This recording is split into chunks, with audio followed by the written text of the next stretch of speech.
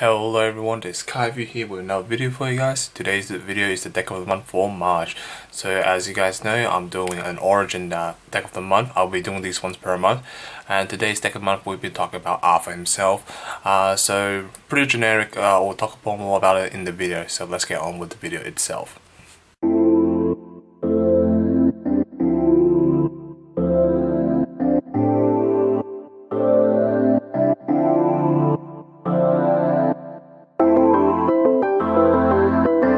So here's Arthur himself. So Arthur has two abilities, which you'll be mostly using one of them. The first ability is pretty much all your knights in the round table gains the ability to tap one to produce one white wheel. So it pretty much turns all your knights in the round table into an elfish priest. The second ability at the beginning of the battle phase, you may tap your ruler. When you do target a round table you control, give it extra 500 defense until end of turn. So extra for blocking and so on. So now I'm pretty sure most of you guys are curious, like what's the J activation cost? Well, the J activation cost is 3 whites and 2 colors, so a total of 5 resources. So when you flip them over, you go to the J rule side obviously. So the J rule side, it has 800 attack, 800 defense, so it is within range from Flame of Outer World, which is quite popular in Origin format.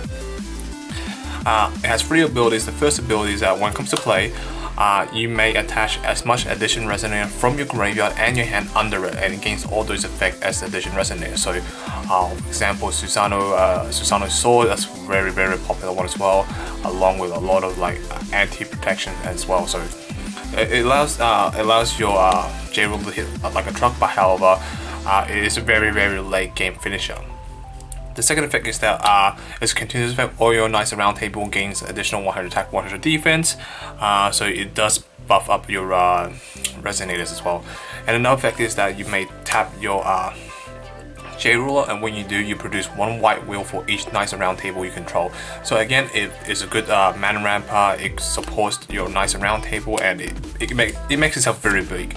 But again, like I said in the video, you mostly be focusing on the ruler side, which is allowing all your knights around table to produce 1 white wheel for the mana ramping purposes. So as for the deck itself, this is a mono white deck, so you won't be seeing any double colors at all. But you can splash it in, so I can give you guys a few options. I think the most popular one is blue, with Cheshire Cat and the I can't remember the other card that allows you to draw 3 cards and put 2 on top of the deck. So which is very necessary for this deck, because this deck kind of breaks sometimes depending on what it draws. So for the 1-drop I play, for my version, I play 4 Perceval, pretty stable, and 4 Pandora. Perceval is here because it's obviously your ideal turn 1 play, because you check top 5 for any regalia or any knights around table out of your hand, and also protects your J ruler and your knights around table from getting damage that turn by sacrificing it. But majority of the time you mostly be using a turn 1 search and then using Arthur's effect to produce 1 white. So it's pretty much an elfish priest. So for the indirect support we have Pandora. Pandora does allow you to like turn 2 Awakening, get your stuff out if you have the Perceval on the field, get your Grimm out support and make your Perceval 4/4 and make your Pandora 5/5. So which is really good for the indirect support. But again, your ideal play is that you want to have at least a Pandora and a Perceval in hand to get your power base going and so on. For the 2-drops, we have 4 Gawains. And obviously 4 Grimm, because you're playing Pandora in the deck, right? That's the reason why you play Pandora, to search out your Grimm to put on the field right away, make all your white resonator really big, which is a mono white deck, so it does allow you to hit like a truck. And obviously you have multiple Grimms on the field, if you support each other, and that supports the whole field as well. So that's why you play 4 Pandora and 4 Grimm, so you can necessarily get the engine you need. 4 Gawain is pretty much the same thing as Grimm, which supports the whole field, mostly supports your knights and round table. Not only that, is really good when going offensive, because you can stun down one of the opponent's resonators, so pretty much you can make them have a less blocker and less attacker if you're defending or blocking, depending on the situation. So it does allow you to get this power play going. Now the heart of the deck, I play 4 Ywain, the Knight of Lion, or like this Lion? No, Knight of Leo, my bad. Knight of Leo. So pretty much this is from Valhalla set, so I'm pretty sure majority of you guys do not know what Leo does. Or should I say Ywain does. So I'll explain that. Ywain is from the Valhalla set, obviously. It's a 3-cost resonator, 2 whites, 1 colors. It has 2 effects. mostly you'll be using one effect because you will never use the second effect. It's 400 attack, 700 defense, so it's pretty generic. But you have like a Grimm or Gawain on field, it can get very big. So the main purpose of him is to search out your lines. So what it does is that it pays 2 white resources to search for a sleeping lion from your deck and put on the battlefield and shuffle your deck. Simple as that. The other effect, you will never use it because I don't play any other lines outside of sleeping lions. You can play 2 white, 3 colors, search for a lion race resonator from your deck, 6 cost or below, and put on the field right away. So to me, it seems like extra resources, and there's not a lot of like great lions out there, so that's why Ywain is him mostly search out the sleeping lion. Now sleeping lion is just a 8k vanilla. 4 cost 8k vanilla is very big, and obviously you can resolve this on turn 2 or turn 3, should I say. You can put your opponent under a lot of pressure, like literally under a lot of pressure, which I'll explain later how the combos go. So sleeping lion is here to combo off with your Ywain, and obviously the time you only break is that you draw these in hand. So that's why I suggest that maybe you can play blue with Cheshire Cat to return back top of the deck and use Ywain to call out on the field, so you get a free big stick on the field. Lastly, who wouldn't play a Arthur, Pendragon, Knight of the Kings of Knight around the table in a deck but out inside Arthur deck? So pretty much this card gives you the option to like either ramp or plus 800 defense, because sometimes I found some scenario that I'd rather have the extra will, so activate removal spells, such as for example they drop a Mephistole and obviously the Mephistole can attack right away or something like that. If they had a previous turn, then sometimes like, you know what, I don't want my opponent to attack into my Alpha because it's only, even I buff it up, is only a 12-20, and they can still run over with other resonators as well, so that's the downside to it. So sometimes you produce that extra white will to remove from the game, remove a resonator, or using a removal spell, should I say, in general, which will allow you to protect your Alpha quite a bit better. And on that, you tap this as well by using our Alpha's effect, so you will force your opponent to attack into it by removing the biggest threat on the field at the same time, which we'll explain later in the spell lineup. So for the spell lineup, I played 2 Expedition. Expedition is pretty much from the Valhalla series as well. I'll explain what it does. 2 whites. When you activate this as a chant, you can search your deck for a Knights on Round Table race resonator from your deck and put it into your hand. So it's pretty much a search out any Knight at the Round Table you need. So that's when you only need 2 because you already have Perceval search each other out or search other resonator out. But this one's guaranteed to search into a Round Table you need. Other cards I play, I have 2 procs in here because I couldn't find my other 2. I play 4 Order Retirement because this is the only white removal spell that White has at the moment in the Origin format. Like that is like really good, because what it does is that 1 white, 1 colorless, so it's a 2 cost removal spell, instant speed. You can target a non-deity 4 cost resonator or below, remove from the game. Pretty simple, but then again, there's another side effect. The owner of the card gains X amount of life point depending on the resonator's attack point.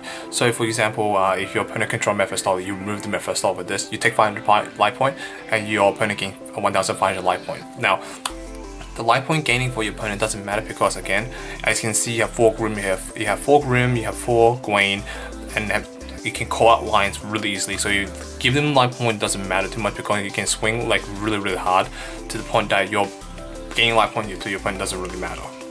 So this is only your removal spell. You can play Sight to the Future, but for me it's a bit too slow because in this deck you spam a lot of resonator. So Sight of the Future will less likely to resolve because majority of the time you will have more resonator than your opponent because this deck is very explosive. For the regalias, I play 4 Excalibur, 4 bows and 2 Laevateinn. I don't play any addition resonator for Arthur because I don't focus on his J rule side. If I do focus on J rule side, I'd rather swing like really hard with these guys, like tap and so on. None that is helpful for producing white, and this will just give my Arthur the ability to attack right away. So just in case I need to use this combination, and obviously bows in here to counteract against aggressive deck, because aggressive deck can hit like a lot of damage in the early game, and obviously that having bows on the field slows your opponent down so you can slowly set up your explosive play and push for a large amount of damage. So that was the deck itself. So now I'll be showing you some kind of combination I'll be teaching you guys. So ideally you want to have Perceval in hand, which is pretty obvious, and also you want a Pandora or a Ywain in hand. So It really depends on the situation, like how it works. Like you have this is already a really good hand already. You have a Perceval for searching, Pandora for turn 2 play, and Ywain for your turn 3 play. I'll explain how everything works. Because obviously you guys don't see the combination, maybe, perhaps. Unless you play Valhalla before, you will see the combination. So obviously your turn 1 play is that you tap 4 magic stone, obviously.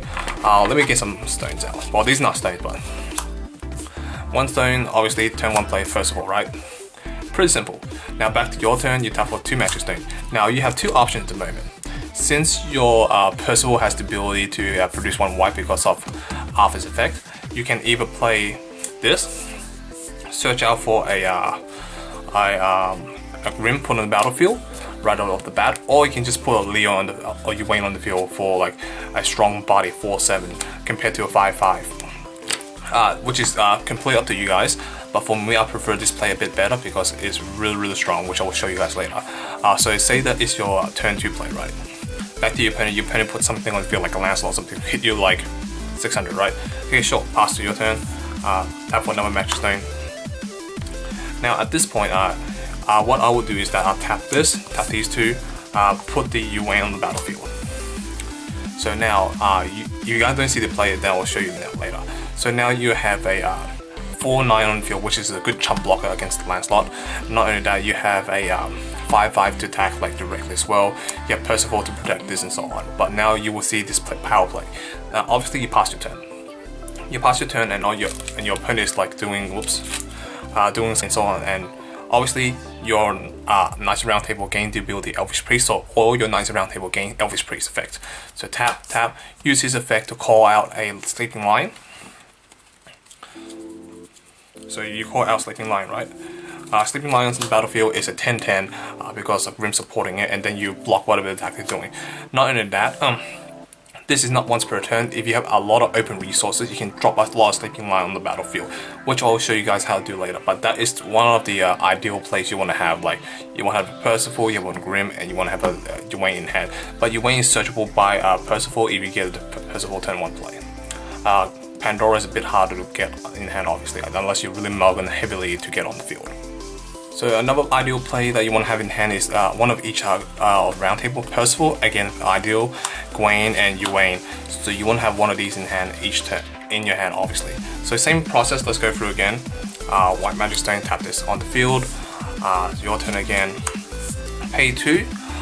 You have 2 options. You can put the Ywain on the field for your turn 2 play, or you can put the Gawain on the field now. Obviously, Gawain is a 3/7, so you can't get over really easily for your opponent. Even your opponent playing very aggressive, there's no way to get around this. So now you have 4/4 on the field, but if you're playing an aggressive deck, don't attack with Perceval, because if you're versing a very smart player and they know you're playing Arthur and you have Perceval, they will attack the Perceval right away. And obviously you can sacrifice the Perceval anytime you want, but you want to have the Perceval on the field still, because again you need this early game white production, because again you have 2 options to like tap for these 2 for producing 2 white wheels, which will show you how it works later on. Okay, back to your turn now. So tap for another Magic Stone, which you can grab. So now you have a total of 5 resources. 2 round table can produce white and 3 whites on the field. So now you put 3 of them this on the field, right? So now you have another option, which is pass your turn, your opponent's turn, search a Sleeping Lion out, put on the battlefield, right? So again, you have a Sleeping Lion, Ywain, and so the harder the deck is Ywain, because he's the one getting out the lion. But again, you can break by drawing too much of the Sleeping Lion hand, because this can only call from the deck, not from hand. So it can call from hand, that would be great, but as well, so you don't break too much. But again, it can only be called from deck. So that's why I said before, Cheshcat could help, which you can put him back top of the deck and so on. So you have these options as well. Another combination again, say you don't have the Gawain in hand, so this is your, if you don't have the Gawain, is fine still, because you still can cast this on turn 2. So you cast on turn 2, right? Now it's a 4/7, so it's quite big still, so your opponent attacking your Perceval, you can still block it really easily. Say it's your turn now, right? Your turn. Now, you have a total of a lot of resource to play with. So you have a total of 5, so you can call 2 Sleeping Lion out right now. So just say for prime example, you call a Sleeping Lion, and do this again, call another Sleeping Lion. because it's not once per turn, so you can call 2 of them at the same time. Now on your turn 3 play, you have a 2/2, a 4/7, a 2/8 on the field, and you already have a board establishment on turn 3. So pretty much you have 2 lines to attack offensively, and you have your Ywain to call out more lines if you have, depending how many players. I play 3 from my point of view, but you can call more lines, and you have Perceval to ramping or protecting your Ywain, and obviously that Ywain can attack as well for 400 damage. So it's completely up to you. There's a lot of combination with a nice round table deck. It is a very explosive deck, so you go very explosive and swing for a lot of damage. So that's the deck of it, and obviously you have your Pendragon. You play Pendragon on turn 3, like I said. So how you do it is that you need a lot of round table in hand. So just say for scenario, you have the best hand right now. You have a Perceval, you drop another Perceval, and so on, and then you tap these 2. So now you have a total of 4 resources, and that's only your turn 2 play. So next you drop a sleeping lion. That's the ideal play. You have 2 of these, and then use these 2 to call sleeping lion out. So now you have something to defend off your defend your Perceval and so on. So now they can't attack it because now you have a way to call out. Now back to your turn. Another Magic's turn comes in. Now you have a couple of options. The first option is that you can call more out sleeping lions, or you have Pendragon in hand. You can just put Pendragon on the battlefield right away. Now say your opponent has a resonator, right? And they're all rested, and you tap the lion, that's fine, 800 damage right off the bat. Now during your opponent's turn, at the standing zone or whatever, right? Tap these 2, call another sleeping lion out, and not that they have to attack the Pendragon because it is rested, and you already produce white to call out lion with Ywain. So now on their turn 3, they have to deal with 2 sleeping lion, 1 Pendragon, 1 Ywain which can call more lions out, and 2 Perceval which can protect these guys. So that's the ideal play for a nicer round table in general. So yeah, whoops, yeah, random cards, yeah. So yeah, that's the main combination or the main method for a nicer round table. You don't really do much in the late game because you'll be hitting like a truck in the early game.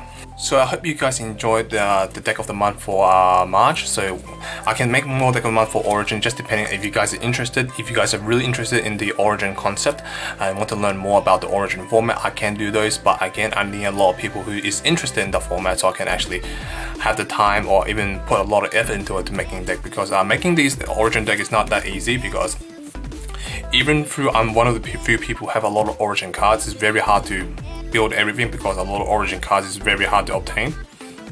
Especially the J rules or rules itself is really hard to obtain. So yeah, let me guys know, leave a comment section down below what you want to see next time for deck of the month of April, what deck and so on. If I see enough demand for it, I'll make another deck of the month. So yeah, so thank you for watching, thank you guys, hope you guys enjoyed it. See you guys next time, peace.